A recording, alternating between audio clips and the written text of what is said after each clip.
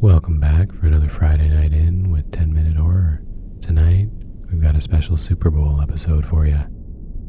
Kinda. This is Don't Listen to the Superbowl Halftime Show. This is a warning.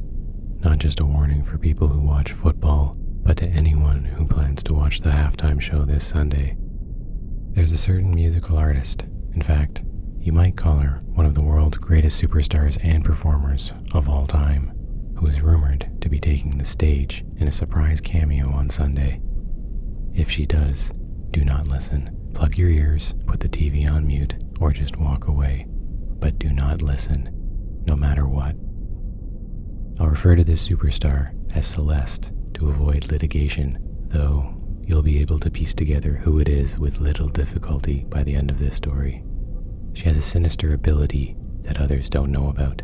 She can adversely affect people with her voice, a certain flexing of vocal cords and exhaled air.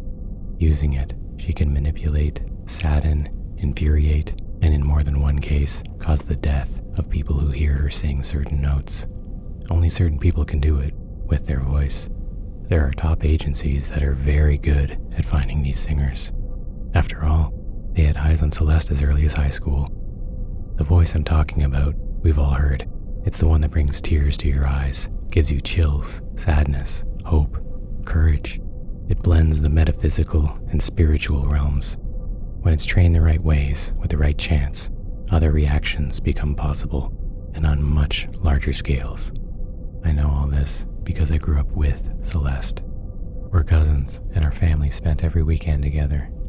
From an early age, she was being trained to be a performer and superstar. Few have that special energy inside them, but she does, and she had a work-hard mentality chiseled into her from the beginning. In school, she was a magnet to everyone. It was like every day was new haircut day for her. People just wanted to constantly talk to her about everything she wore and did and thought. Guys flocked to her, and the girls wanted to be her, but weren't jealous or spiteful. You couldn't be towards Celeste. She was good to everyone, and it reflected right back. Then there was Ben. He was the only guy in school who didn't melt no matter how warm she got. He looked at her like she was just another girl in class. No more, no less. One day, at lunch, Celeste tried to win him over by asking him to the winter formal. Everyone in the camp was watching and listening. No one knew what he'd say. Then he spoke. "No, you're ugly, and your voice hurts my ears." Everyone gasped. A student laughed, then another did, but they were quickly shushed. Ben walked away, not caring about the atom bomb he dropped, and no one knew what to say or do. Celeste just stood there, tears welling in her eyes. It was cruel what he said, and it impacted her for the rest of her life. After that day, she was different. It was like there was a shadow behind her eyes. She wasn't as open and friendly with people. However, she still had that incredible charm. But Ben broke that innocent hopefulness that made her glow. It was replaced by something else. She spent the rest of that year training even harder. It was like she had some singing competition coming up, but there wasn't one until next fall. The last day of school came and went, and there was an end-of-the-year rager held at a senior's parents' house. It was a mansion of a home with a huge backyard and pool. It was an absolute shit show of a party. People were jumping from the roof into the pool. Someone rode a bike into it. The whole thing could have been out of a music video. Everyone showed up, including Ben. I was with Celeste when she saw him enter the party, and I felt the energy around us shift, like gravity got heavier. I had to sit down for a minute to get my head back, but then she was gone. She'd never been lost in a crowd before, because she burned so bright, but I couldn't see her anywhere. She must have gone inside. I checked the whole mansion, but found nothing. Then I saw a doorway to the roof. I heard her voice drift in on the wind, which shot ice up my spine. She was singing to Ben. The specific notes made me feel uneasy. I reached into my purse, pulling out the small fabric balls I used to stuff my ears when Celeste was singing. It was something I'd done since childhood and seemed to dampen the effects of her voice. I plugged both my ears and crept outside. I saw them sitting together on the roof. Ben was sitting with his legs open, and Celeste was kneeling between them, singing quietly to him. They were both fully clothed and weren't even in physical contact. It wasn't romantic, but it was intimate. He looked dazed. hypnotized. Her eyes were fixed on him as she sang. It was like watching a snake charmer. Ben began to hum along to the tune. His eyes slowly shut. Drool dripped down his chin. Then he stood up, wavering over Celeste. She continued to hum, but grew louder. She turned and faced the backyard. She sang out to it, to the party below, to the pool 15 feet further, and Ben followed her voice right over the edge. I wanted to call out, but then Celeste would know I was there, and who knew what she could make me do. I lost my breath anyways, or maybe her voice silenced me. Ben didn't make it to the pool. He landed on the barbecue, his neck cracking back so far his forehead touched his spine. He died instantly. It was ruled a drunken accident, as other students had been jumping from the roof earlier, and I was the only one who knew she was up there with him. Of course, I kept quiet, but stayed close. I was afraid because I didn't know the extent of her abilities, and when our families spent the weekends together, I kept earplugs in at night, just in case she tried something while I was asleep, whispering in my ear to commit some kind of atrocity on myself, or others. But I stayed close. I wanted to understand her ability, and I'd also noticed that being on her good side would only help me. Our family was so close and so Team Celeste, you had to always be visible with your support. It made sense. Our neighborhood was filled with broken futures, so Team Celeste was like the last chopper out of Vietnam, a rocket ship of beauty, charm, and potential that would bring everyone up with her, or at least the ones on her good side. The ones on her bad side, I can only assume, met an unfortunate end. There wasn't only Ben. There was her first manager, Jerry, who tried to assault Celeste in the back of a limo. She didn't want to press charges. She said she just wanted to move on. But one night, while we were staying with her family, I heard Celeste sneak out back while everyone was asleep. She went through the kitchen, taking the house phone and stretching its long cord out the back door. I quietly followed, fabric plugs in hand and ready to pop in, and heard her call Jerry from outside. She began to hum and then sing. I plugged my ears, only dim notes getting through. They made me feel nauseous. I snuck back to my room and hid under the sheets. Celeste came back inside about 5 minutes later, and the house went quiet again. The next morning, Jerry's body was found. He'd overdosed on Valium shortly after receiving a phone call. Then there was her former bodyguard, Alonzo Jeffries, who was fired from her security detail following an alleged harassment. 2 days later, Alonzo walked into traffic after receiving a phone call. After his death and the others, Celeste also appeared stronger. The other thing many people don't know about Celeste is she wasn't supposed to be where she is. She was placed there. In the 1990s, there was an impressive rising young talent named Aaliyah that you may remember. She came onto the scene hot, talented, intelligent, strong, and fiercely independent. She had her own opinion, but she spoke it too often. The agencies tried to condition Aaliyah, but she was stronger than them. She started to speak out more and more to the people that were closest to her. She shared her worries and fears with her boyfriend, rapper Dane Dash, and another couple she was close to. The couple was Celeste and her boyfriend, who is now her longtime husband.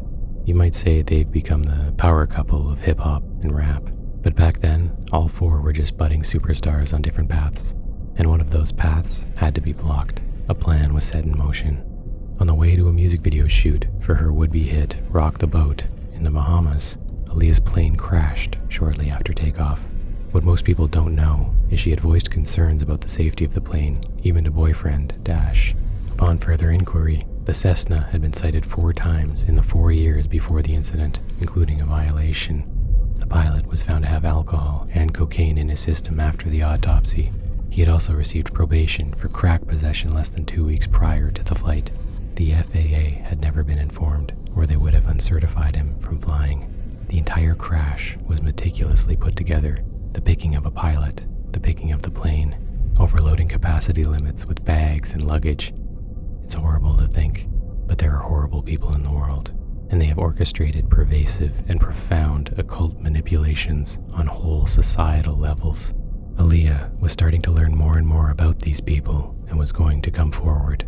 Sadly, she never got to, and with everyone dying in the crash, no one came to blame. Aaliyah's family sued the record label and won. Not that they were the responsible ones. This was all coordinated to be a blood sacrifice for the creation of the divine feminine goddess, the death of Aaliyah into the birth of Celeste. And here we are, 2 decades later, the sacrifice coming to fruition. The performer, Celeste, turned 40 in September. For many, that age represents a rite of passage into the midlife, but not for Celeste's handlers or those with biblical knowledge. It's far more malevolent. The number 40 represents trial and privation in the Bible. Christ was tempted by the devil while he spent 40 days in the wilderness. There were 40 days of the Great Flood and 40 years of Moses wandering the desert. It's also interesting to note that the planet Venus, named after the goddess of fertility, desire, and love, forms a full pentagram in its orbital course and returns to the original point every 40 years with a 40-day regression. Ultimately, the number represents the choice between life and death. During the performance, watch for something approximating a symbolic rebirth. It's representative of killing the former self and being reborn to receive power from a large public audience. And the more witnesses, the more energy is created. There's a certain bass level that, when put out and mixed with a specific pitch from a natural voice, creates a resonance wave that causes the listener's pineal gland to vibrate.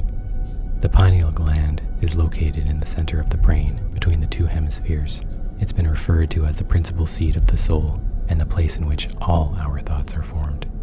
It's also the only section of the brain that exists as a single part rather than one half of a pair. In Hindu, it's referred to as the Ajna chakra, or the third eye.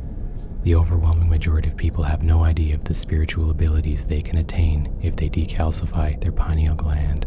If you want to start, get rid of your fluoride toothpaste. It causes the gland to shrink and atrophy over time. Also, drink chaga tea, iodine tablets, add a boric acid supplement, and eat plenty of foods high in chlorophyll. The other way to decalcify or awaken is with the use of certain sounds that cause the gland to vibrate. When the voice and bass connect in harmony, the gland sparks and causes a sense of euphoria. This is because it has connected its owner with the collective consciousness of all the listeners. You would think this is a beautiful event, the connected sharing of art, but the intent behind it is evil. The collective consciousness, or CC, is all harvested into something like a spiritual cloud that is taken by one or several controllers of the energy. But one thing is certain, it is not given back. Your life force is possessed by someone else now. But not only are they draining you of life, they concentrate your body force, your soul, your will to live. They take your will to love, your composure, your joy, happiness. They take it all. It's all energy they can use for their own intents while you suffer unknowingly. The morning after the show, if you didn't heed my advice and you watched and listened, take note of how you feel. The week ahead will seem longer. Friday will feel like next year, and next year will feel like a different life. Depression and anxiety will overwhelm you in waves. This is the better scenario of the 2 possibilities for Sunday if she performs. The second one is the one that truly frightens me. What I fear is being planned is not an energy harvest for Celeste. The other aim for a ritual on this scale would be to use the audience as a mass global blood sacrifice offered up by Celeste in order for her to transcend to her next form. If she does, the butterfly that emerges from her cocoon won't just be able to control you with her voice. She'll be able to hypnotize the entire planet with her mind. She can tell everyone to be nicer to each other, to treat others respectfully, with empathy, with love. No more crime or war or hate. Or she might tell a large portion of us to fill our pockets with rocks and walk into the ocean. One thing is certain, whatever you do, don't listen to the halftime show this Sunday. And that concludes episode 9 of 10 Minute Horror. We hope tonight's Superbowl special didn't panic you too much, and wish everyone a lovely Sunday. Just make sure to wear your plugs.